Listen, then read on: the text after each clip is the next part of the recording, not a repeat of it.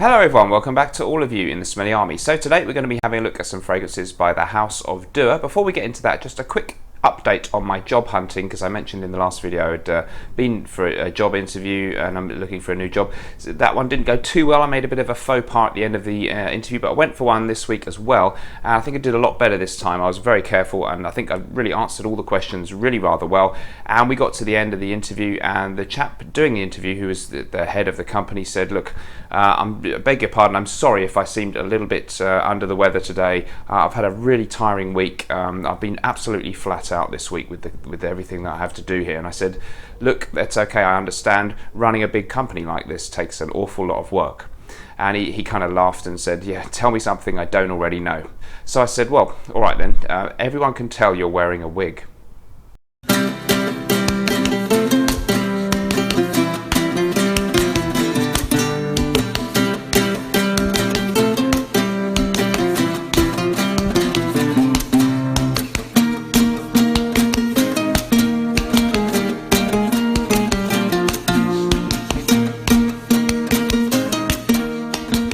Hello everyone, welcome back. So today we're going to be having a look at 4 fragrances new to my channel from the House of Dua Fragrances. Before we get into that, don't forget to check out my Smelly Army private members club over on Patreon. For just $2 a month, you get an extra Mr. Smelly video every week on there and more. And you can, if you join up today, you can watch all the old videos that I've uploaded, so you can absolutely binge watch loads of fresh exclusive material that's in there. We're building a really nice community and I'd love to see you in there. The link is in the description if you would like to join up. Now, back to the subject at hand today. So Dua Fragrances, of course, a famous company who make clones or inspired expressions, usually of very expensive high-end niche fragrances. I've got 4 new ones to talk about today. For the most part, I pick out the ones I would like to have from them and talk about on my channel, the ones I'm most excited about. In one case, they sent me one that they were very keen to give some airtime to. So I'll kick off with that one and then we'll get into the other 3 that I've got for you.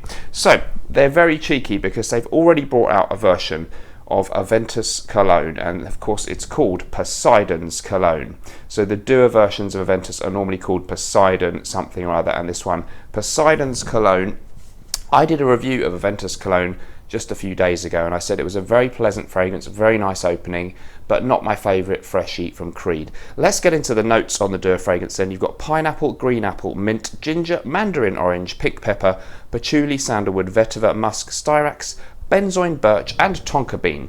So what you normally get with Dua fragrances is a very good rendition of the fragrance that they're based on. They're normally very, very close, let's say 90 something percent. And they very often, or nearly always in my experience, have excellent performance, either as good as the original fragrance or more so, perhaps an amped up version, because they are all extract de parfum fragrances. So there's a high concentration of the actual perfume oil versus the alcohol. You get a long-lasting, strong performing fragrance, which you might want with this one, because one of the things many people are saying about a Ventus cologne, which is a lighter, fresher version of a Ventus, is that it doesn't really last that well on the skin and it doesn't project particularly strongly.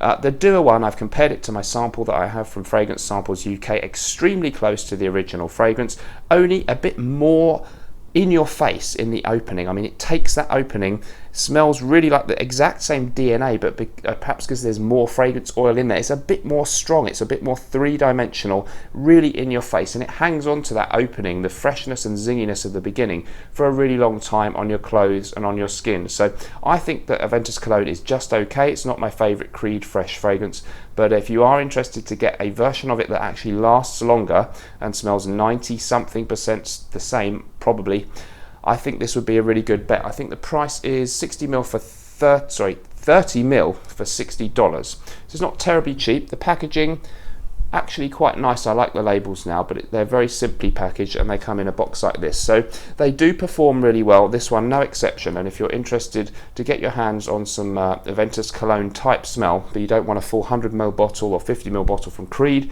which will cost you a lot, 130ml of these with terrific performance would be a good option.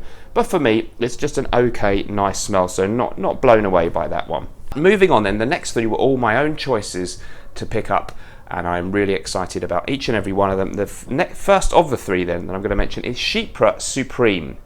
Now this is their version of Tom Ford's Moss Bresches, or Breche, I think that's how you pronounce it. Tom Ford Moss Breche. This was a 2007 release, which is now sadly discontinued from Tom Ford, the private blends, and really hard to find. High prices, even if you do, pretty much. The notes on the Dua version then are beeswax absolute, Moroccan clary sage, my favourite kind of clary sage, cedar, tarragon, Corsican rosemary, labdanum benzoin, and Indonesian patchouli. So this is maybe a chypre stroke fougere fragrance, and it's a tremendously old school smelling scent, a real green mossy fragrance, as the name Moss Breches implies. So it's more than just a green mossy fougere fragrance to me.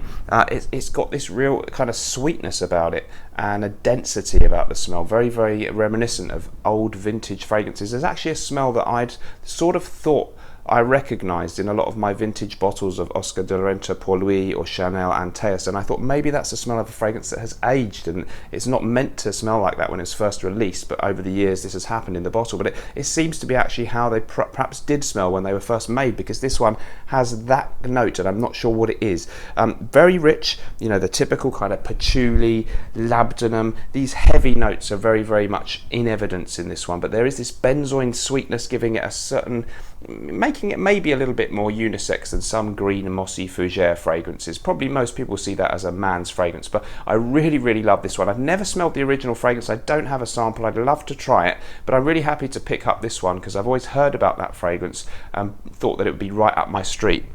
And indeed it is. The performance is really, really great. It goes on for hours and it's actually really a bit oppressive and in your face in the opening, so watch out with the sprays on this one. But as it dries down you do get this almost barbershop traditional fougere-esque vibe, but with a bit of that Tom Ford private blend niche magic in there as well. So really, really loving that one. Great performance and a super rare fragrance in terms of the original, and I love when these companies like Dua resurrect fragrances that we can't get anymore. They often do a really great job from what I've smelled so far.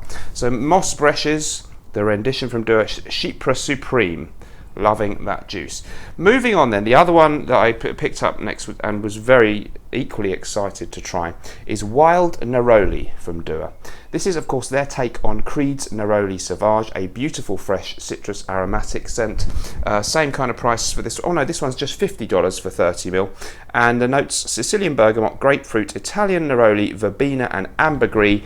Neroli Sauvage, really famous for having a lovely smell but not lasting very long or projecting very well. Does this fragrance fix that? By and large, yes. It's a very, very bright, beautiful opening. I've compared it to my own Neroli Sauvage. It has that smell. When I just do this, it's absolutely to a T. You recognise that's Neroli Sauvage. Actually, when you put them side by side and dig in, this one is a bit more in your face in the opening. It's almost 3D or super HD in the way that you smell those citrus notes, that greenness, the leafiness, that kind of neroli feel. It's absolutely beautiful, but it's super hyper, over the top version of Neroli Sauvage. So you might like the subtle delicacy of the original a bit better in the opening. In the air you're going to have a real hard time telling the scent apart, except for the fact that you're going to be smelling this one a lot longer and more strongly in the air. It does really, really perform exceedingly well. Again, you're looking at extract de parfum, and if you were frustrated with Neroli Sauvage and you want something you can have confidence in smelling stronger for longer, I think this does a great job. I was wearing it yesterday in the high heat, and at the moment I will reach for this in preference to the original Neroli Sauvage. I think that one's been out for a few years from Dua, and that is fast leaping up the list of my favourite Duas. One more to talk about then. This one is again one that I haven't smelled the original version. It's called Veneto 101, and it is actually their version of Xerjoff's Verona 010. Which is a very hard to get fragrance. I think it was only available in one department store originally. I'm not sure the full story, but somewhere in the US was the only place you can get it. They didn't make many bottles, and the price, I can't remember, but it was ridiculously high, more so than your average Xerjoff.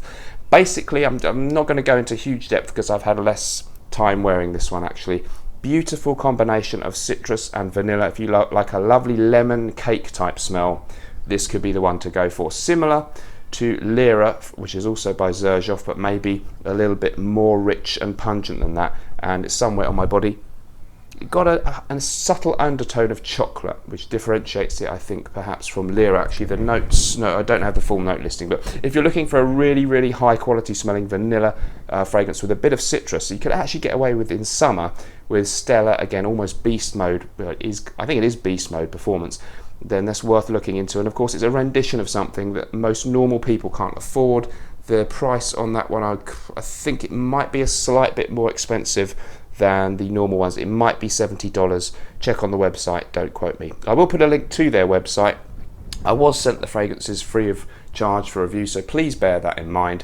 Pros and cons then, fantastic performance on all of them, very close smell to the original. Negatives, the packaging is not super amazing, it's a little bit basic, but they are improving that, and they're never 100% the same. No clone ever is. If you want the real thing, you do have to still go out and buy it, but for many of you, you may find these are close enough that you'll be happy. So let me know what you think about Dua Fragrances, about this review, and anything else you'd like to comment on in the comments below. So thank you ever so much for joining me. Remember, whatever you're doing in life, let's project. I'll see you in the next video. I'm cat sitting Smurfy Girlie's cat, as you can see, she's in the background. See you next time. Bye bye.